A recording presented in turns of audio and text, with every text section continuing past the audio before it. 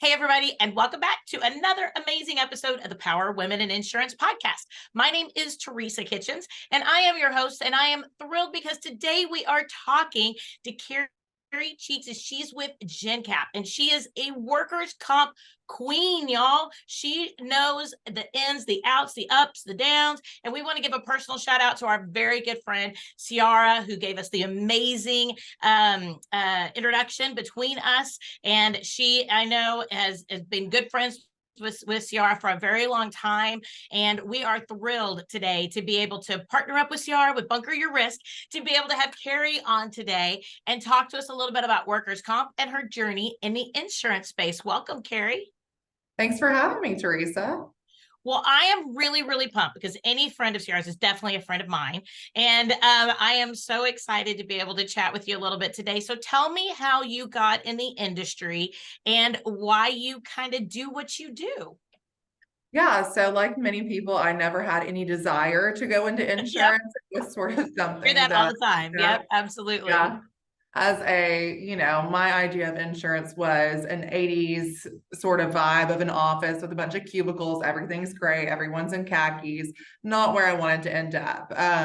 But my uncle is an agent in Atlanta, and he had always begged me to get an insurance. He said insurance needs more women. We're Yep. getting old. We're male, pale, and stale. We got to have some diversity in it, and you would do great. And I'm like, yeah, thanks, no thanks. And about 3 months before I graduated college, he had dinner with me and he was like, what's your plan? And I said, yeah, still not insurance. I'll find something else to do. And he called me about 2 months before, or 2 weeks before I graduated, and said, so how's that job coming along? And I said, oh my God, help, I'll take anything. So he, got me connected with a couple of companies, and I interviewed at 3 or 4 companies, and I ended up at Risk Innovations, which has now become Jencap, and haven't looked back since. If I said that I loved it from the very first minute that I started, that would be lying. But I am so thankful for the foundation that I had in my first couple of years, pushing business around, mostly copy and paste machine. But I actually got to learn the industry a bit and get into a sales role where I think is the best fit for me. So that's sort of my journey into where I'm at today. I love that. I love that. So you kind of worked your way up a little bit. You started off, I guess, completely unlicensed, completely, new to the industry, obviously, even though you had family in the industry. And so what are your feelings about the industry now? Because I know that a lot of people, and I've raised my daughter. I've owned my agency for 20 years. My daughter is 24, almost 25. So she's been raised in the industry. She was like, no way. And I really never brought it up to her at all. And about a year and a half ago, she decided to go ahead and join us. And I was like, nope, you don't want to do this. We've talked about this a little bit, not a lot. She's like, I want to do it. And I was like, nope. She's like, I want to do it. I was like, nope. Finally, she just called me one day and said, hey, Mom, I just quit my job. So when do I start with you? And I was like, holy tar, we're doing this. So what is your opinion now that you're a couple years in, you've been through with a carrier, with a company, you've gone and you've seen kind of this process. You've even gone through a change of leadership. How do you feel about the industry now that you're in it? Yeah, so I just hit 5 years in the industry. So I have sort of gotten my feet wet now, but I think that it is so much more than anyone on the outside looking in could ever see. I went to my first conference 6 months into being in insurance, and I was like, oh my goodness, these people are actually fun. Like I spent my first 6 months sort of afraid of speaking to agents, afraid they were going to be mad at me. But then you get to a conference and everybody's a person. Everybody is there to have fun. They're there to learn. But it was so eye-opening to see people actually, having fun, letting loose, letting their hair down, joking with each other. It wasn't all business all the time. And I think that that's something that's really cool about our industry is that, yeah, technically we could all be competition, but we're all also friends. Everybody is there to help each other. And it's just really cool. I don't know that there's another industry that's like our industry. No, I would agree. I would agree. And I think back old school business wise, right? People were very cut off from each other. People were very like, oh, there's a competition, right? Even though we know that and I always say this, there are billions of people out there in the world, billions. Even if Mhm. we just want to look at the United States of America, even if we just want to look at our own cities, right? I mean, you live in Atlanta, I live in Dallas, large cities, large populations, and especially if we get licensed in multiple states, whatever. I always say that business is kind of like dating, right? It's kind of like you go with whoever you bond with, right? You make friends, but that doesn't mean other women are your competition, right? I mean, everybody's not your competition. And I think the old school methodology of some of that was that everybody is your competition.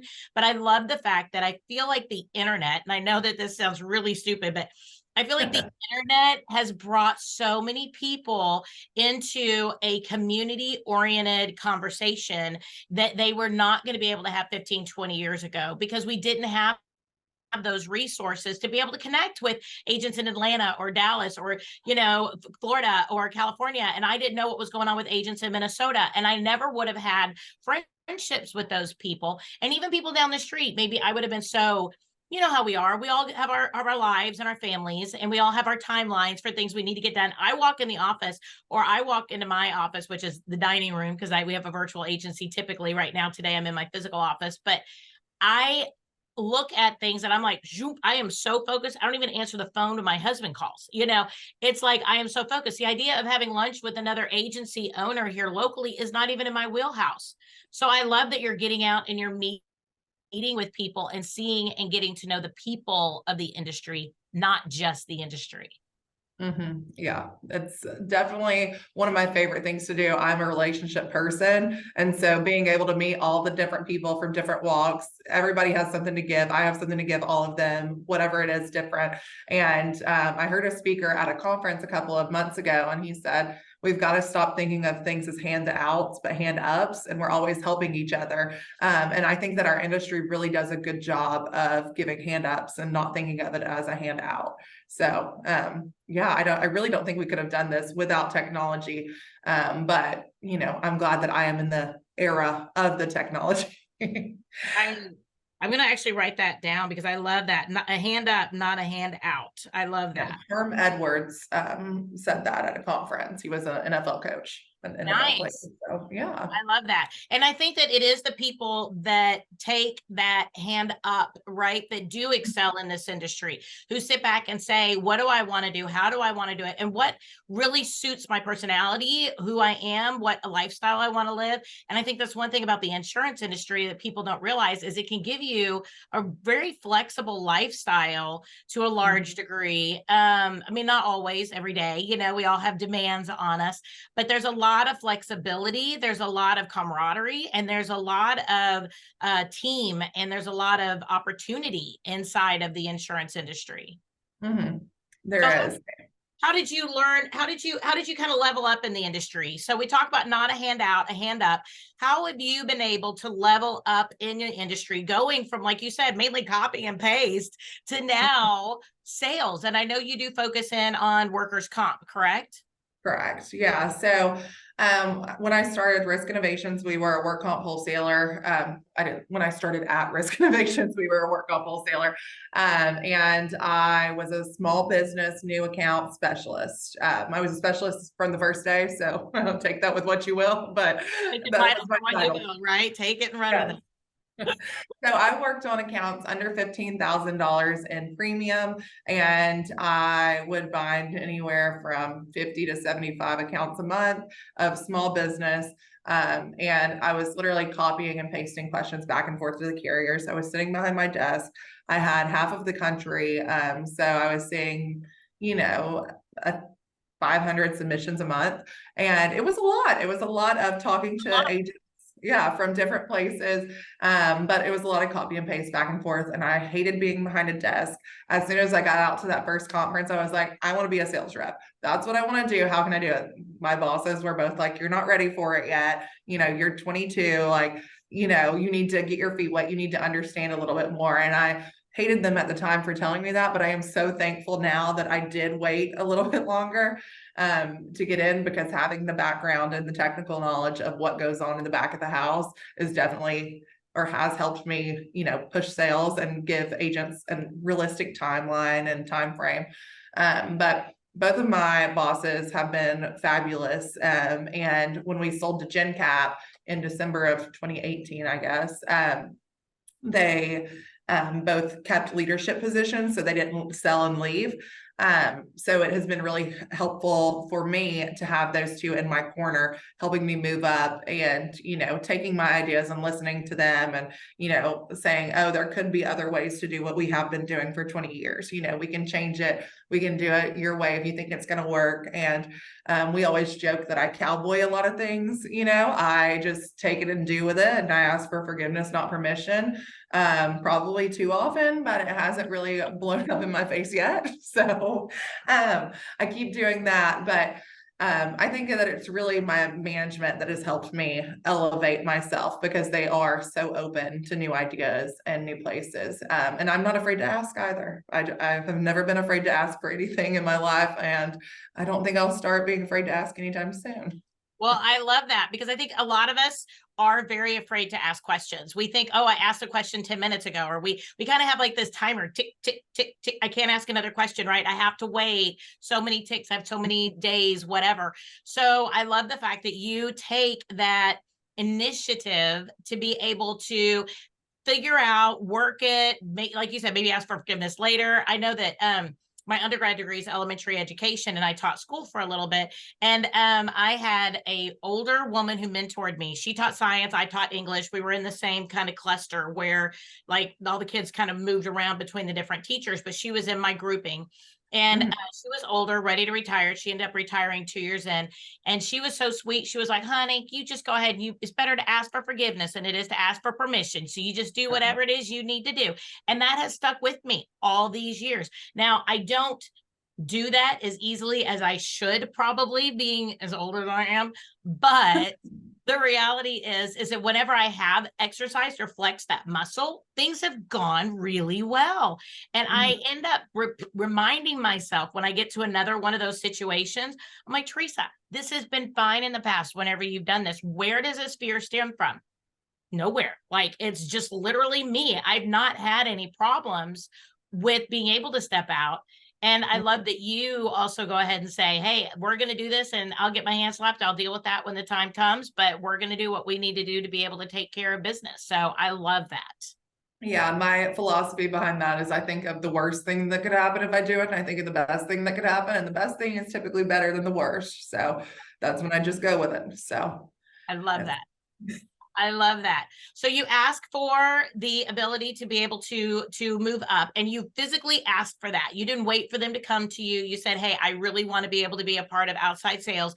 And then did you stick with that maybe a little bit? Like maybe go back to them and maybe remind them in like a year, hey, I'm still open for this, or whatever that was. Because I know business owners get busy, right? And so sometimes asking for something once isn't necessarily enough. How did you stick with it to be able to show them that you were ready for that promotion when the time came?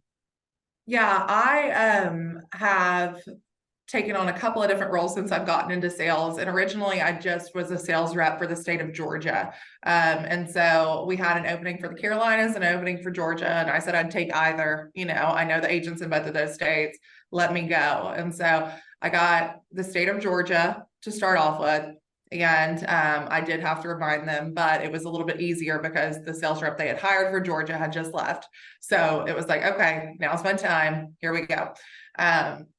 And so the interview process was long. They had to find somebody to replace me before I could get into that position. They had to interview other people. But so I ended up taking the Georgia position a week before COVID hit. So I got out from behind my desk for a week, and then I had to get right back behind my desk. Oh no. It was a little bit anticlimactic there, but I did, Georgia was, I'm sure, the same as Texas. After about 6 months, we were a little lenient. So I got to start traveling in South Georgia, not necessarily Atlanta, but South Georgia, I got to start traveling quite a bit and meeting some of my agents down there. And then we had a marketing rep in the Carolinas leave. And so I was like, well, I can take the Carolinas. It's been underserved for several years. We've had a high turnover rate in the sales position there. Let me just take that. And so I took that. And then our Florida salesperson moved to a different division. So I took over Florida, Alabama, Mississippi, and Louisiana. So then I had 9 states that I was covering. And that's what I've been doing How many, since. 9 different states dropping in on agents? So 9 that's, states, that's a lot of driving. yes, so I have had to implement the top 20% of our agents rule. And then, you know, I will see some that are in the general vicinity of the others, but I do a lot of conferences, which allows me to hit a bulk of people. So I'm very involved in the Big I channel. And I go to every one of those conferences in the states that I cover. So that helps me see a lot of people at once, but it's mostly being available for them when they call me or email me, or, you know, just being responsive to them and letting them know that we're here. But yes, I do cover 9 states right now. And very soon I'm taking on a different role in a different sales aspect. When are you airing this? I don't know. Probably about another month. So today Okay, is perfect. August Okay, 8th, so it's probably not going to be till at least like a mid-September, probably.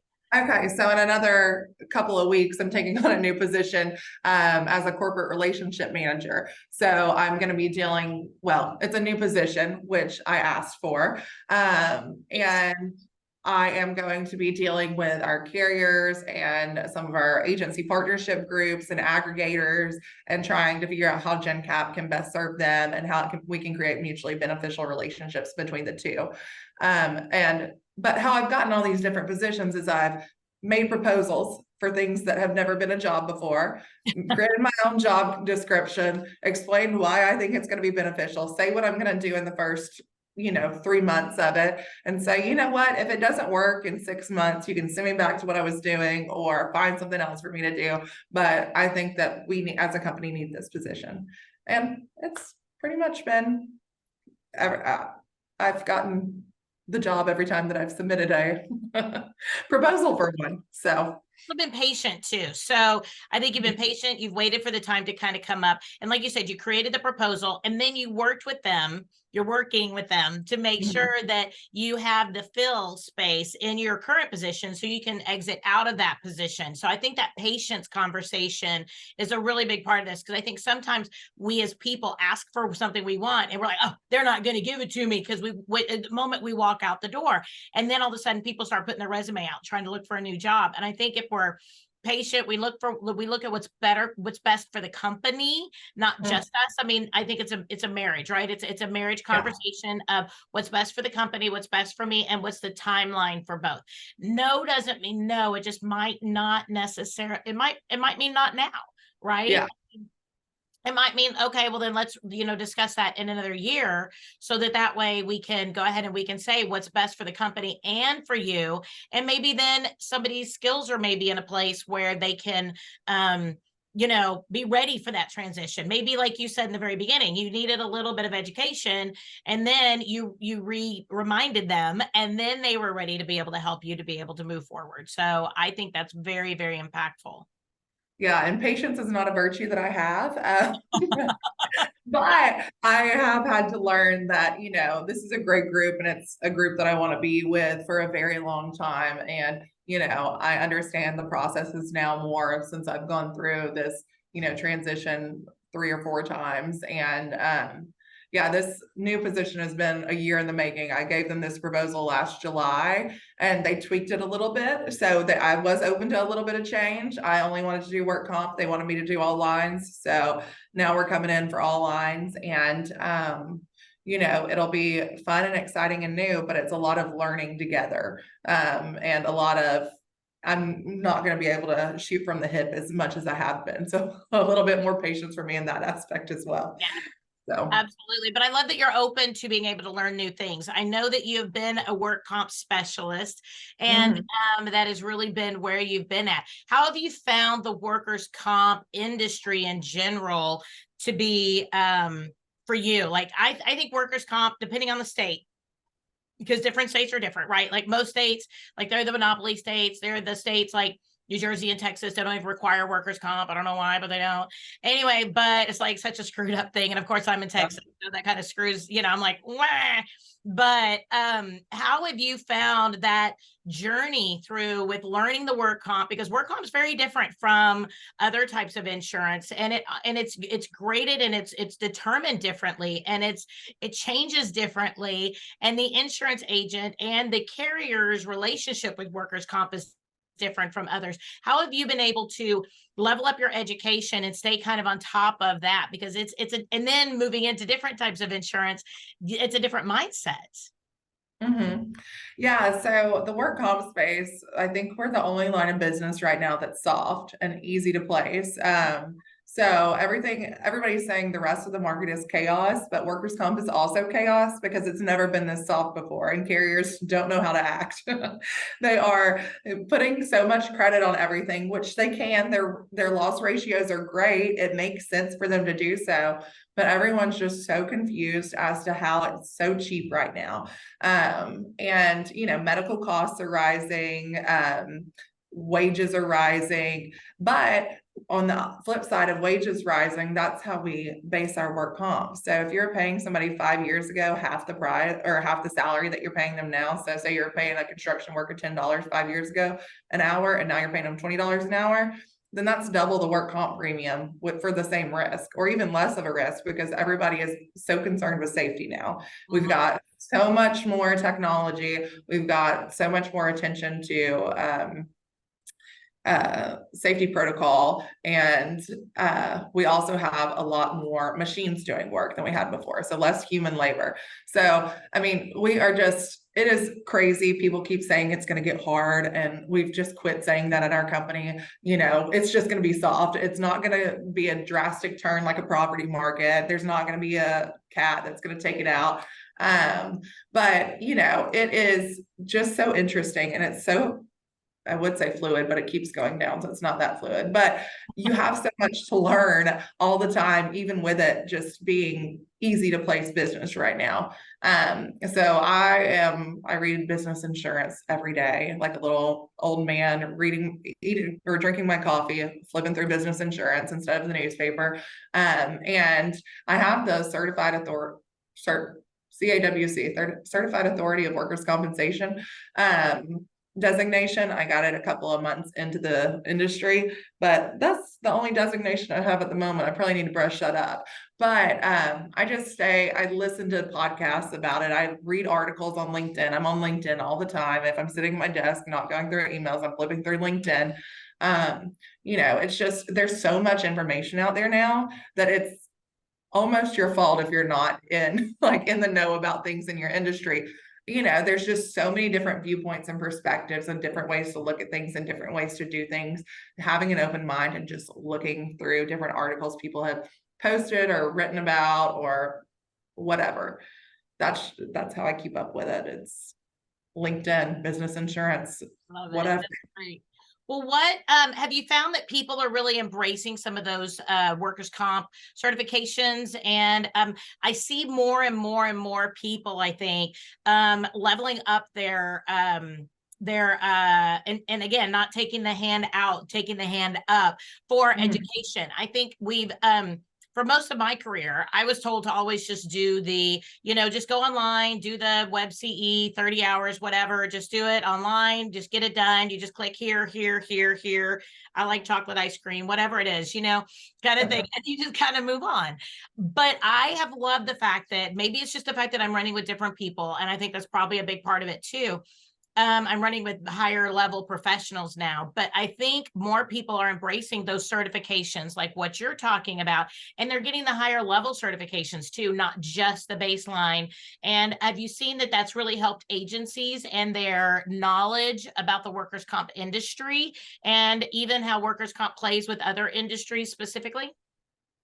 I do. And to go along with that, a lot of agents are leading with workers' comp is what they're calling it, because you can, if you come in and you say you're going to manage the risk and you're going to help make a business safer. You're going to lower their experience mod, which then lowers their workers' comp premium, and the knowledge that people are gaining about, an experience mod and what it really takes to make it change is crazy. Because I worked with agents, a ton of agents whenever I first started, and it was like, what's an experience mod? And now I get that question a whole lot less, which is a very good sign. But the group of people in the channels that you run in, I'm sure, and the channels that I run in, I work with David Carruthers a lot in his group in the Killing Commercial community. They are very, knowledgeable about workers' comp and about safety and everything. They work a lot with the Institute of Workers' Compensation, and they all, or most of them, are getting the certification that they provide now to follow workers' comp. And it's just really fun from our perspective to see people actually learning about it, because we're getting a lot less submissions in that are bare minimum. And I will tell everyone this: if you send in the bare minimum, you're getting back the bare minimum. So you go to the bottom of the stack if all we get is a barely completed accord.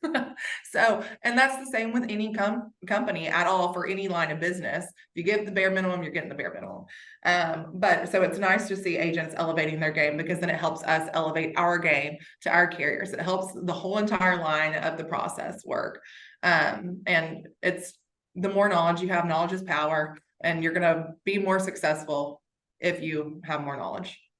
So true. So true. And I think we can help our client. We can help the carrier. We can help the turnaround time so that we can help the client faster, and to be able to close that business faster. And Absolutely. I don't think it takes, how long, and I don't know the answer to this question, so I'm honestly asking, how long does it take for that initial certification for the workers' comp? I can't remember exactly which, I don't have it. I'll be very honest. I'm working on my CIC. I do not have that. It is one of them that's on my bucket list of things to be able to get after I get my CIC. So tell me a little bit, how long does that initial certification take to be able to, I know it might be multiple courses, you take them at your own time, but like if you wanted to power through it, how long would that generally take out of a person's life? Yeah, so I have the CAWC, which is different than the Institute of Workers' Comp one. This one was by Accident Fund. I think they still do it. And they have classes that travel around the country. And when I did it, it was 2018. So prior to COVID, they didn't have like an online course, but 4 days, I think is what it was. We sat in a classroom for 6 hours a day for 3 days, and then took a test at the end. And it was super painless and easy. And but I think it's very similar with the Institute of Workers' Comp. I think they can come to your office, and it's like a 1 week or less program. And then I'm sure that they have online options now, since everything's gone remote in the last few years, but it's very painless. It's not like a CIC where it takes you multiple years and to take all the different classes. It's very easy to get, and it's very helpful for you to figure out all the minute details about workers' comp, or at least brush the surface of it. I love that. And I think that's really important, because I think some people are afraid of being able to jump into a course, because they think it's going to take them forever. They think, it's not really going to benefit me in my business, that kind of thing. And I think that having those certifications is so important, because like we said, it helps the client. It helps us to be able to get more applications through, and it helps them to get through it faster, and it helps us to be able to close more business and close better business, right? Yes. Be there for the client and be there for our companies. Can you generally, and this is my impression, is I think I can kind of tell, if you will, whenever people have some of those certifications, right? Because they speak different words. They give you more than just the questions you ask for. They give you some information up front. So do you see that you can tell a difference just whenever you're talking and relating to those people that do have those certifications?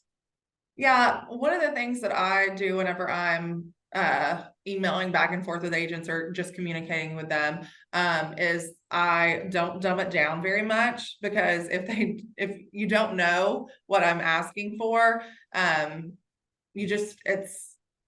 will explain it, obviously, but it's more helpful if I can just send the first email from my phone with abbreviations of things and be like, hey, I need this from you. I need the EMR, whatever. And if they can just shoot it back, it's like, okay, this agent knows what we're talking about. This agent knows workers' comp. It's so much easier to just move things along. And I don't know that I would say that we judge people off of that, but information quicker and they know exactly what you need when you ask for it. It's very helpful for us. And, on the other page of that, if they don't have the certifications, after we explain it to them once, like, hey, this is what I need. That's what I like to do for an expedited quoting process. I'll need these things. And I'll list out, a cord experience mod, loss runs, a supplemental, and send them one. And then, tell me what's the worst thing that could happen to an employee at this job site and how it's not going to happen. That's literally what I need to know, how the worst thing is not going to happen. And then if they continue to do that, those go to the top of the stack. It's just learning from whatever aspect, even if it's just something we ask for once, if that becomes your norm when you're sending it in, then that's so helpful. And that expedites the quote process from the very beginning. I love that. I love that. It's awesome. Is really coming to the table prepared, with some of that information. So yeah.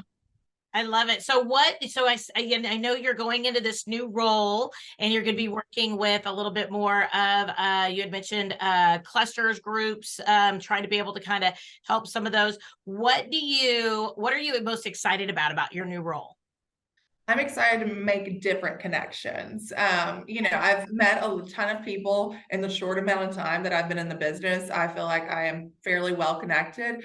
And, I am a relationship builder, I think, more than a salesperson. And I do have a pushy little bit of personality. So that makes me a salesperson inside of my relationship building. But what I love the most about it is the relationship building. So I'm excited to build relationships with the different groups of people. And, obviously I'm still keeping my relationships, but I feel like you can never have too many relationships, especially in a business like this. Yeah. So that's what I'm looking forward to the most. I love it. I love it. And if you could give somebody who wants to get into workers' comp, or somebody who wants to maybe work for a carrier with workers' comp, or somebody who even in an agency wants to get into selling workers' comp, what is the best advice that you can give them, people who want to be able to enter into a more workers' comp centric environment for their career? Okay. Kind of a weird question, I know. Yeah. Because you never know. Some people love workers' comp and they really want to do more of it, or maybe they want to specialize in it. They don't want to just have it be a piece of what they offer. They want to really dig into it. So, and with personal lines and everything being so off the crazy wall right now, I wouldn't think that I would definitely think there will be people who go, well, if workers' comp is a more stable area, on that, how could they get a more information or level up their career in the workers' comp conversation? Yeah, I would say reach out to people that are knowledgeable about it. And going back to the handouts, not handouts, everybody, if they're posting about it online, they'd love to talk to you about it. If you see them post something on LinkedIn, hit them a note and say, hey, can you give me a call? I'd like to discuss that. Or, if you see somebody excelling in it, or they can give me a call. I don't care. It's just asking for information and talking to people about what it is that they're doing, that, see somebody who you want to do something similar to them and ask them, hey, how'd you get into that? What else can I do? Education is obviously so important, but also building a community around you that is like-minded helps a lot too. I love it. I love it. Well, Carrie, if people want to reach out to you, how can they reach out to you? So that way they can either ask you a question or get to know you a little bit better and or your industry. Yeah, so you can hit me on LinkedIn, linkedin.com/Carrie Cheeks, or you can text me, call me, whatever, at 706-979-4404. I'm typically always glued to my phone. So you can text me, call me, whatever. I love it. I love it. Well, thank you so much for your time today. This has been wonderful. And I really, really appreciate you talking to us about workers' comp. So thank you so much for taking the time to talk to us. Yeah, thanks so much for having me. It was a blast. And next time you're in Dallas or in the area, let me know, because, we can have cocktails. I love it. Exactly. That's speaking my language, girl. Well, everybody, this has been another awesome, amazing episode of the Power of Women in Insurance podcast. We have been today with Carrie Cheeks with Jencap, and we are thrilled today to be able to have her as our guest. Please note, we do have a new guest every single Wednesday, and we can find us on Apple iTunes, Google Podcasts, Spotify, wherever you do stream your podcasts. We are there. And so therefore, go ahead and check us on out. Every single week, we talk to another amazing woman in the insurance space. So everybody, until next week, Wednesday, I will talk to you soon.